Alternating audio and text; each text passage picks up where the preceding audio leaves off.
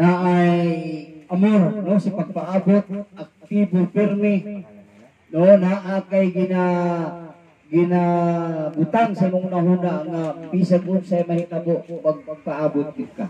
Amen. No? Matod pa niya din hiya tuwang tema di sa Roma 8, 18 hangtod sa 25. No, mubo lang nga mga verses apan dako kayo ni siya o kahimuan diha sa ato ang kinabuhi. Isip ikaw ako kitang tanan. No, naatay gipaabot. Naatay gipaabot sa ato ang mga kaugalingon, matagusan nato ka kinabuhi. No? Ang mga gipaabot nato kining pagbalik sa ato ang Ginoong Hesukristo. No, sa iyang pagbalik. No, matud pa niya kinahanglan nga sa pagbalik si Ginoo dili karo makaplagang may buling ni lama ni mansa. No, ikaw ako kitang tanan giingnan, ikaw ako kitang tanan gipahibalo para aware ta, para sayod na ta, para di na ta kinahanglan makaingon nga walay nagsulti nato. Aware ka sa pagbalik si Ginoo. Aware mo, aware tang tanan sa iyang pagbalik tungod kay ang saad si Ginoo di kinawapakyas. Pero ang ato ang mga saad pakyas. No? Ingon nga mo ato ta pero di ta kaadto. Ingon nga kini ang na mo ato mi pero usahay. Di ta kaadto nga naman tungod kay ang ato ang nature. No, isip mga tao na agyoy kitawag na itong dili perfecto sa ato ang matagusan ka kinabuhi. Pero ang mensahe nga ato ang nadungog, ang pulong nga nadungog na ito, gikan sa Ginoo, perfecto kaayong ipahibalo diha sa matagusan sa tuwa. That's why every now and then kinahanglan natong muuswag. Muuswag diha sa pag-alagad sa Ginoo, kinahanglan natong i-recall firme. No, unsay nabuhat sa Ginoo way back 2,000 years ago. No? O ni karon ang atuang hatagan og dako kayong pagpamalandong diha sa Ginoo. No? Matod pa niya din pagpaabot nga mahinabon sa himaya nga igapadayag. Yara. Kining himaya nga igapadayag. No, matod pa sa kasulatan. Makita sa tanang mga mata ang himaya sa atong Ginoong Jesucristo inigbalik niya. No, ang tanang mga mata makakita, meaning makita nato unsa siya ka glorious, makita nato unsa siya ka kiniang makita nato unsa siya ka kamhanan. No? Ini mga taknaa. Ingon si Pablo sa taga Roma. Giisip ko nga ang mga pag-antos ni ining panahon na karon. Dili takos ikatandi. Nyara. Giisip ko nga ang mga pag-antos ni ining panahon na karon dili takos ikatandi sa himaya. Ngay padayag raon niya kanato. Ingon si Pablo iyahang hatagan og kini ang pagkumpara. Ang mga pag-antos nga iyahang na sinatian. Ang mga pag-antos nga iyahang na experience 49 kamunal. Kapila malunod sa dagat. Nibati og mga kagutom, nibati og kaning walay kaon sa panahon nga siya nagpamuhat-hulaton sa Ginoo. Mga pag-antos, mga kaniyang mga kasakitan, balatian, na experience na tanan ni Apostol Pablo. Ingon si Pablo, ang mga pag-antos matod pa niya.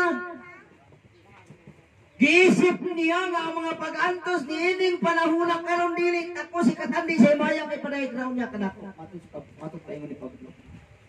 Unsa ka klaseng himaya ang gipaabot o gipahibalo ni Apostol Pablo dinhi? Nga naman nga dili katandi tungod kay ang himaya sa atong Ginoong Jesucristo walay katapusan. O matod pa niya dinhi.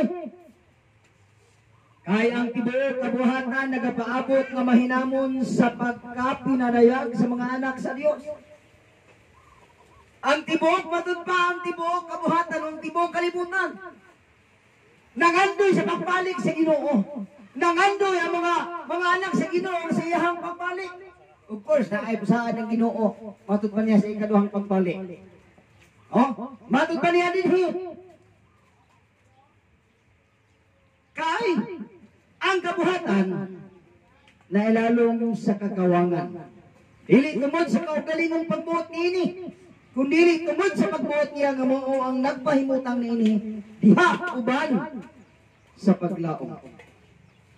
So dili nato ma kini ang matupad, dili nato ma-predict. Dili nato masaktan ang unahuna sa Ginoo. Ano man tungod kay siya di ay mismo ang nagpahimutang ani.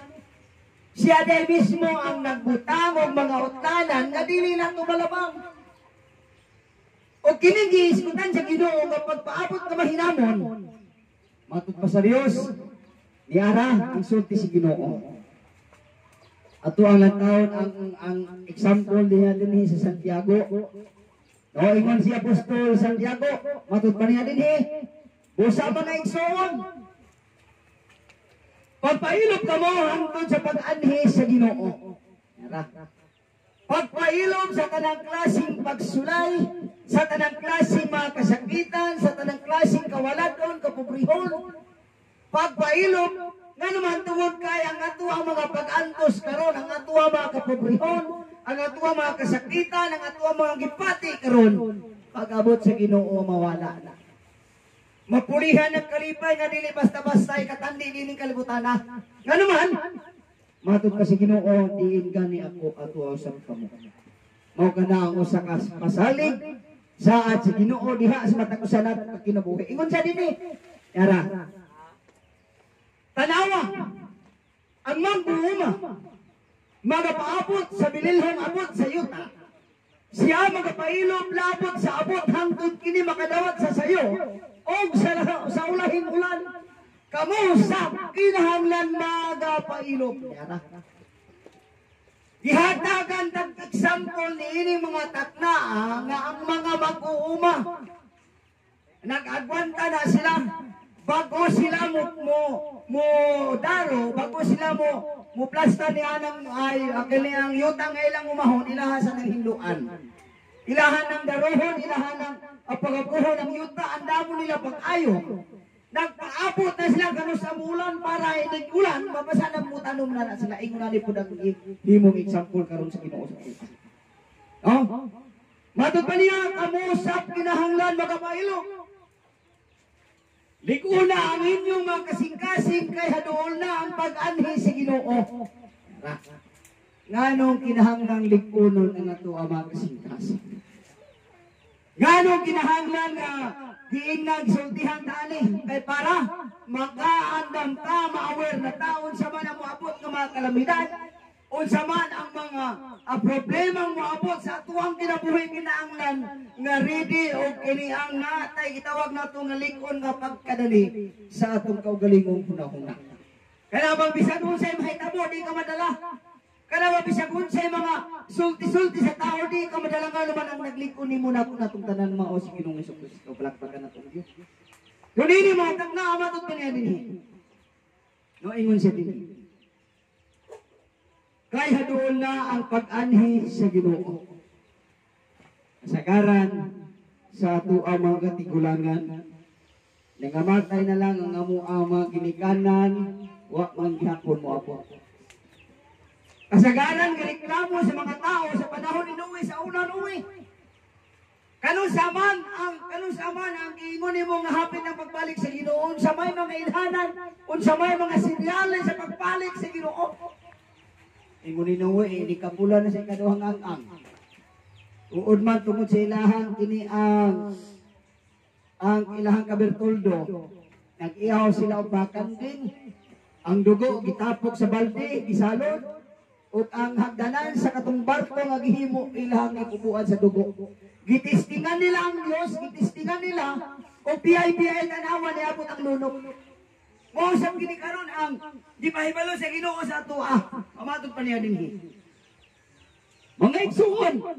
Era. Ayaw ko mo pagpanghupaw sa pagmahay. Batok sa usaw usa. Aron dili ka mo paghukman sa silo. Tanawa. Ang maghukom nagatindog na sa mga gang-aan. Sunay mga pagtambak. Ayaw ka mo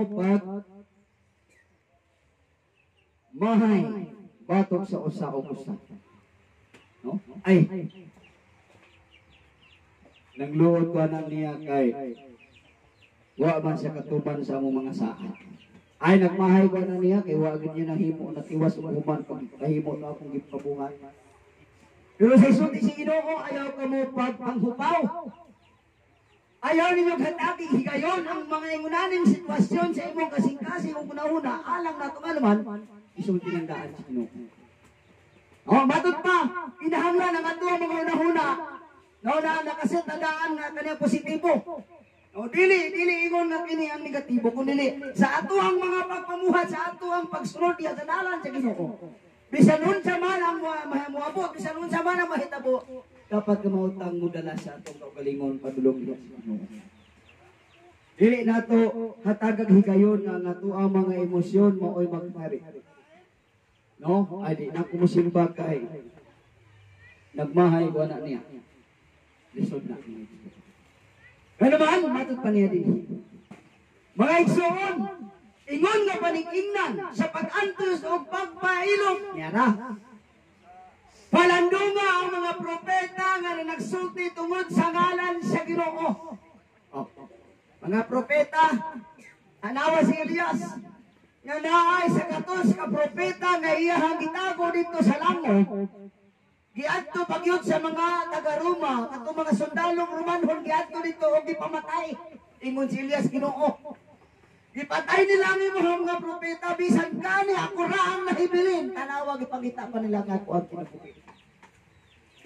No ang mga gibating kasapit ni Elias iyahang gimahay palo si Ginoo.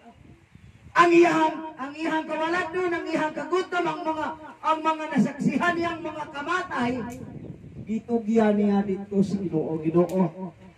Ang imuhang mga propeta gipamatay nila. Bisan gani ako, nga ako na lang usang nahibilin din sa langop, gusto ba yun nilang patyon? Sa isulti si Ginoo, Elias, adunay pipila ka mga tao nga wala pagyud muluhod ang ilahang tuhod ngadto kang Baal. Naagi andam ang Ginoo kang Elias. Mo sa pinikaron matag sa ato mga kinabuhi. Mga panig-ingnan sa pag-antos o pagpailog palandunga ang mga propeta. Hatagan daw nato pagtagad ang mga propeta, tanawa sila unsa ilang mga walang hagian. Tanawa nato ang hitabo nga mga di basta-bastang trahedyang nahitabo sa mga propeta, sa mga apostoles, gigabas. Gisa sa kini ang kawa nga nagbukal ang mga mantika, ang uban giputol, gitigbas, hangtod na gamatay, tungod lang sa pagdala sa ngalan sa Ginoo. Ngano man, ngano nga, ilang gianto sa mga kamatay nga nahitabo sa ilaha tungod kay naa sila'y mahinamon nga pagpaabot. Excited sila pero na nga moabot ang Ginoo. Gusto sila nga pagbalik sa Ginoo, dili sila makaplagang may lama ni buling ni Mansa. That's why naaga padayon sila sa pagpamuhat adlaw man o gabi.